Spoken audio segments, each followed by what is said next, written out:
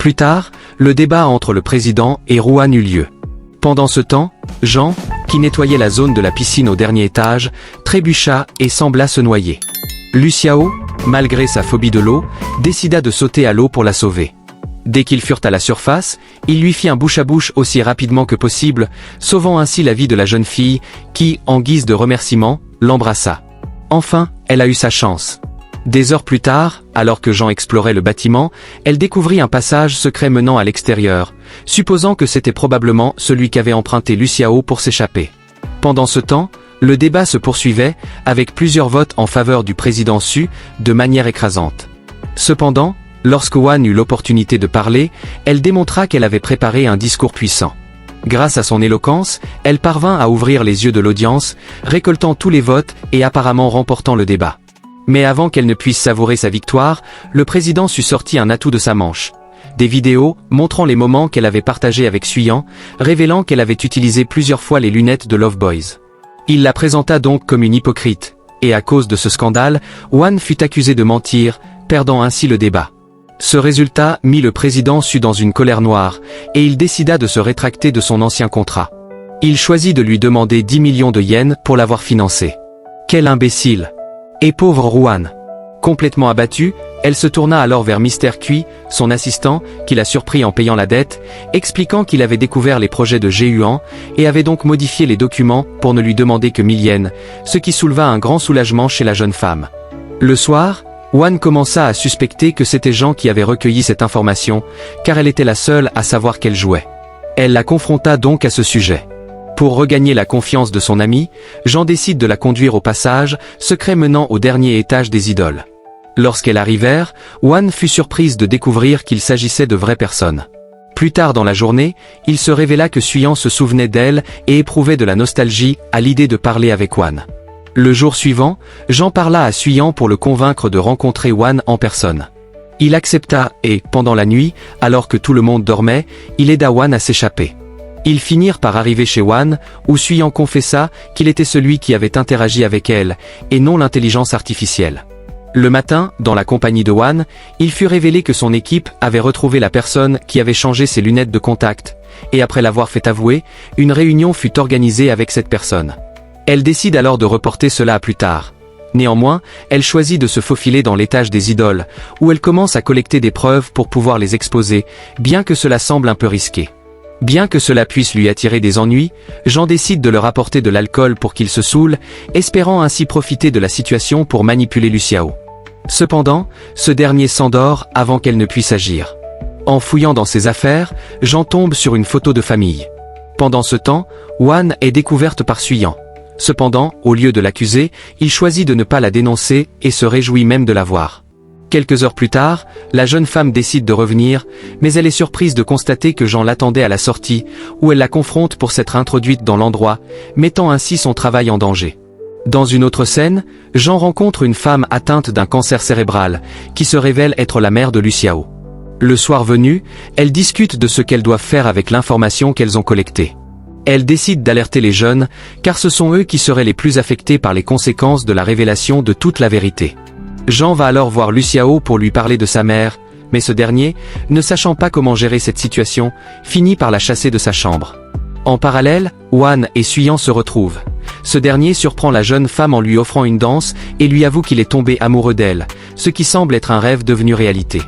Cependant, face à cette confession, la jeune fille lui demande de fuir ensemble. Mais au dernier moment, il se rétracte, trop effrayé par le monde extérieur. Le temps passe, et elle évite toujours de passer l'entretien, bien qu'elle sache qu'elle ne pourra garder sa compagnie qu'un mois de plus si elle ne résout pas ses problèmes avec Love Boys. À cause de cela, elle rencontre Mr. Zank, un homme d'affaires intéressé par le financement de sa société. Mais au lieu de ça, il lui propose d'acheter son entreprise. Elle refuse catégoriquement, car c'est le travail de sa vie. Plus tard dans la journée, Suyan, plein de courage, décide enfin de s'échapper, heureux à l'idée de découvrir le monde extérieur. Il se rend chez Wan, ce qui la laisse complètement stupéfaite. Là, il lui confie qu'il a pris cette décision parce qu'il lui manquait trop. Cela la touche profondément, et elle décide de prendre soin de lui, bien qu'elle sache qu'il ne connaît absolument rien de la vie à l'extérieur de leur monde clos. Tous deux passent une agréable soirée, et à la fin de la nuit, Wan le laisse à l'entrée du passage secret pour qu'il puisse rentrer. Le lendemain, Jean retourne voir Luciao, cette fois-ci s'ouvrant à lui avouant que sa mère est morte depuis longtemps et qu'elle ne voulait pas qu'il perde le peu de temps qu'il lui restait avec elle. Cette révélation touche profondément Luciao, qui remercie Jean pour son souci à son égard. Cependant, il lui demande de garder cela pour elle et de ne pas le pousser à prendre une décision. De son côté, Wan prend une décision difficile. Elle choisit d'hypothéquer sa maison et sa voiture pour pouvoir maintenir son entreprise encore un peu plus longtemps. Pendant ce temps, Luciao profite d'une panne électrique pour s'échapper à nouveau. Et par pur hasard, il croise Jean, qui le sauve des gardes qui le poursuivent. Suite à cela, le président les confronte rapidement, mais il est ravi que Jean ait ramené Luciao en toute sécurité grâce au passage secret. Une fois la situation apaisée, Luciao remercie Jean, et il commence à lui faire davantage confiance. Le lendemain, lui et Suyan échafaudent un complot. Cette nuit-là, ils se promirent de se couvrir mutuellement. Quelques heures plus tard, le moment tant attendu arriva. Luciao profita de l'occasion pour partir en premier avec Jean, tandis que Suyan distrayait les autres garçons en les faisant s'entraîner. Dans la scène suivante, Yann et le jeune homme arrivent à l'hôpital, mais la réceptionniste leur refuse l'accès à la chambre de la mère de Luciao, car l'heure de visite était déjà passée. Malgré leurs insistances, tout fut vain. Déçus, ils décidèrent de revenir rapidement pour laisser à Suyan la chance de sortir. Peu de temps après, il rejoignit Wan, qui l'attendait pour une autre sortie. Ensemble, ils passèrent une soirée agréable, le jeune homme découvrant de nouvelles expériences aux côtés de la jeune femme. Cependant, son attention fut attirée par un groupe de filles qui semblaient discuter entre elles tout en jouant à Love Boys. C'est alors que Wan lui expliqua les dangers de ce jeu pour les jeunes femmes, bien que Suyan soit l'un des 4 personnages principaux du jeu. En réponse, il défendit son point de vue, estimant que le jeu n'était pas aussi nuisible que le décrivait Wan, ce qui l'a mis hors d'elle. Furieuse, elle décida de partir, se refusant à continuer la conversation.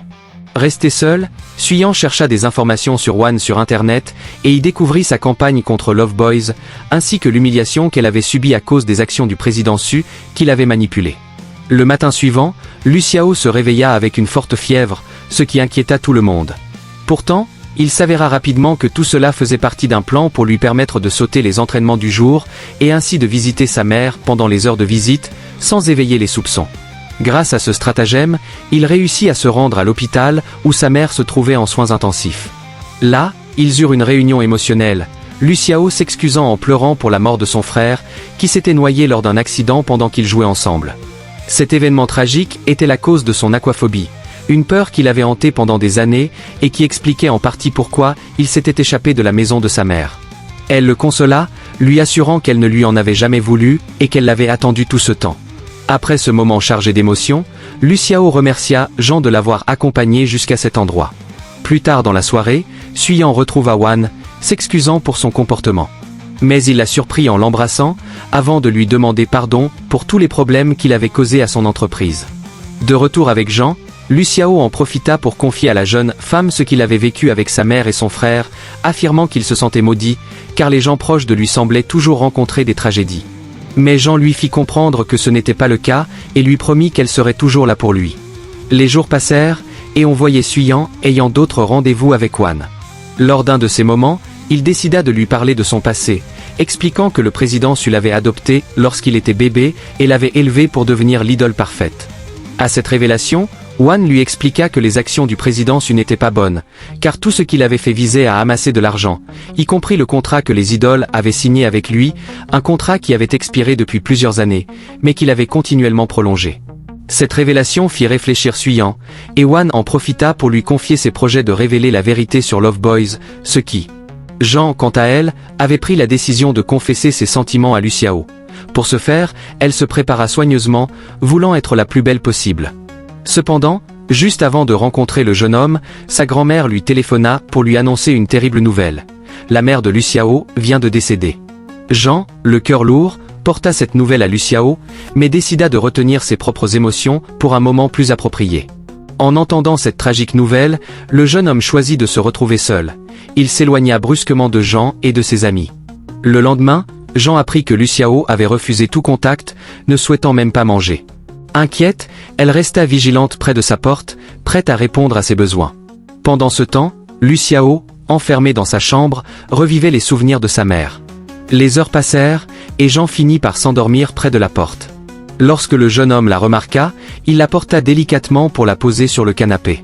Après un certain temps, Jean se réveilla et chercha Luciao partout. Ne le trouvant pas, elle s'élança rapidement avec Juan et Suyan, le retrouvant dans une rue isolée, noyant son chagrin dans l'alcool. Jean décida de l'aborder avec beaucoup de douceur, et Luciao, entre deux sanglots, lui confia à nouveau qu'il se sentait coupable, expliquant que sa mère ne serait probablement pas morte si elle n'avait pas vécu dans le stress constant de savoir où il se trouvait. Jean réussit à remonter son moral, et ensemble, ils continuèrent à boire. Le lendemain, elle emmena Luciao faire un tour en montgolfière, et lui confia que chaque fois qu'elle voulait dire quelque chose à sa mère décédée, elle écrivait une lettre et la lançait dans le ciel. Elle l'invita à faire de même, ce qui l'aida à évacuer la profonde tristesse qui l'enveloppait. Plus tard, ils retrouvèrent la grand-mère de Jean, qui leur révéla les dernières paroles de la mère de Luciao. Elle lui avait souhaité de ne pas se culpabiliser de sa mort, et avait accepté sa relation avec Jean, reconnaissant dès le départ qu'ils étaient ensemble. Cette révélation apaisa profondément Luciao, au point qu'il prit tendrement la main de Jean. Un autre jour, alors qu'il se dirigeait vers le passage secret habituel, Luciao fut surpris de voir que tout était illuminé.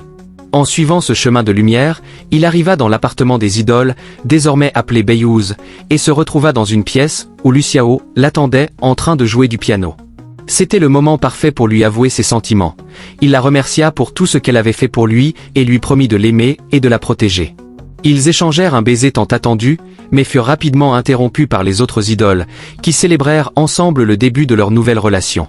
Le lendemain, le président et son équipe examinèrent des photos des dernières actions de Juan, et remarquent une image d'une de ses sorties. Immédiatement, ils n'hésitèrent pas à le confronter, découvrant un téléphone que Juan lui avait offert pour rester en contact. Cette trahison les choqua profondément. Le président Su, furieux, emmena le jeune homme dans sa salle d'interrogatoire, où il tenta de lui poser des questions. Mais Juan, fermement décidé à ne pas se soumettre, refusa de répondre. Il en profita plutôt pour accuser le président Su des mensonges qu'il avait racontés à lui-même et aux autres idoles. Voyant qu'il était pris au piège, le président Su, habilement, détourner l'attention de la conversation en lançant une dernière révélation surprenante. Il révèle à Juan qu'il n'est pas adopté, mais qu'il est son véritable père biologique. Cette nouvelle laisse le jeune homme complètement stupéfait et confus. Peu après, la grand-mère Fusion, qui s'avère être la tante du président Su et sa seule famille, confirme cette information, libérant ainsi Juan tout en affrontant le président sur son comportement injuste envers les autres jeunes. Une fois la tension retombée, le président demande l'aide de son fils pour mener à bien son plan. Plus tard, Jean informe Juan de la situation, lui demandant de se préparer à rencontrer Suyan ce soir-là. Quelques heures plus tard, le moment tant attendu arrive. Suyan confesse à Juan qu'il se sent redevable envers son père et qu'il ne peut pas le désobéir. Il décide donc de rompre avec Jean, un choix qui laisse Juan sous le choc. Jean, bien que désorienté, comprend difficilement la situation. Le lendemain matin, Jean se réveille et constate avec angoisse que son téléphone a disparu. C'est un véritable coup de théâtre, car il contenait toutes les preuves contre le président Su. Dans la scène suivante, on apprend que Suyan a volé ce téléphone lorsqu'elle ne faisait pas attention, car le président l'avait menacé de violence si elle parlait contre lui. Il lui confie qu'il a volé la preuve pour la protéger, mais qu'il hésite encore à la remettre à son père. De son côté, Juan retourne à l'endroit où il a rencontré son vrai père, et après avoir vérifié les caméras, il se rend compte que Suyan est bien celui qui a pris le téléphone. Jean et Suyan, fatigués des abus incessants du président, commencent à planifier leur fuite, pensant emporter tous les autres jeunes avec eux. De retour avec Juan, elle se laisse aller à l'alcool pour oublier ses peines. En pleine ivresse, elle décide de rendre visite à Suyan sans crier gare.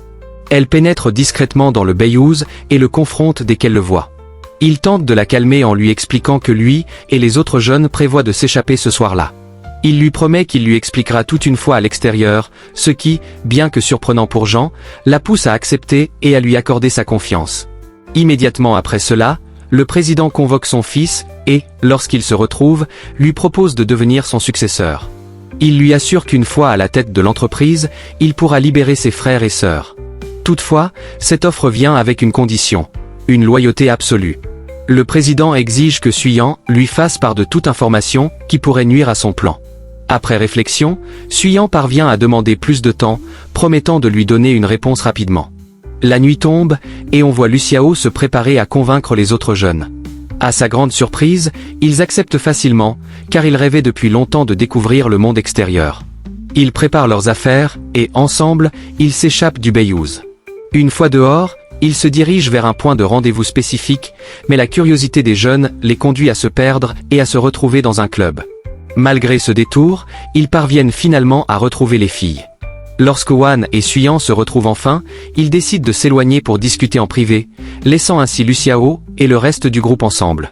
Animés par l'impatience de découvrir le monde, Luciao et Suyan se retrouvent seuls, unis par leur désir d'explorer et d'échapper à leur passé. Ainsi, leur aventure commence véritablement, marquée par la soif de liberté et de nouvelles expériences. Alors qu'ils commençaient à boire de l'alcool, ils parviennent rapidement à attirer des filles. Cependant, Zulia commence à ressentir une véritable attaque de panique en étant entouré de tant de femmes. La situation se complique lorsqu'il se retrouve impliqué dans une altercation avec un groupe d'hommes, après avoir dansé avec une fille qui avait déjà un petit ami. De son côté, Suyan explique la situation à Hwan et ils se réconcilient. Ensemble, ils commencent à planifier la chute du président Su.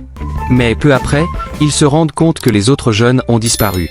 Pendant ce temps, Léo reçoit une sévère battue de la part du groupe de voyous du bar, qui le laisse inconscient dans une ruelle.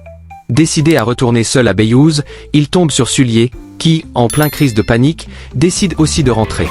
Après ces événements désagréables, tous deux se promettent de ne plus jamais retourner dans le monde extérieur.